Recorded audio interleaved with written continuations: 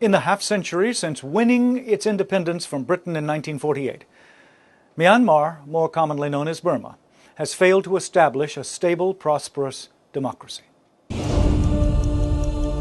Moment in Time with Dan Roberts.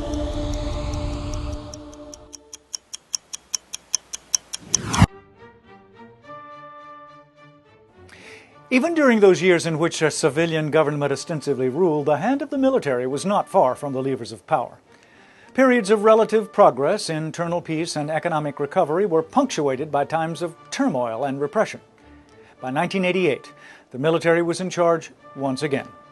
Student protests against the regime had reached fever pitch. The socialist government under former General U Ne Win fell, and the armed forces under General Saw Mung seized direct control of the government. The military moved to suppress the demonstrations, and thousands of unarmed protesters were killed.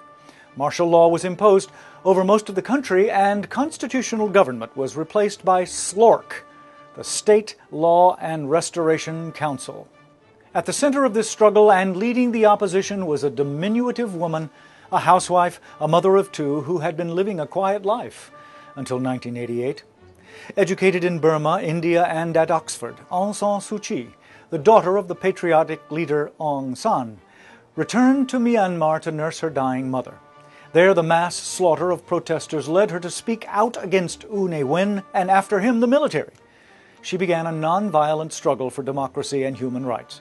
For that, she was silenced and held incommunicado under house arrest from 1989 until the summer of 1995, and again intermittently from 2002 to the present. Though ignored by the generals as a minor irritant, Suu Kyi's reputation grew and her influence spread beyond the confines of her small home. Though encouraged to leave the country quietly, she refused to do so until the nation was returned to civilian rule and political prisoners were freed. Aung San Suu Kyi was the recipient of the Nobel Peace Prize in 1991. Over the years, Myanmar has endured more than its share of invasion, empire, instability, and chaos. Perhaps as the 21st century continues, the campaign waged by a determined woman, Aung San Suu Kyi, will bring to this lush, beautiful land a time of peace, civility, and prosperity. At the University of Richmond, I'm Dan Roberts.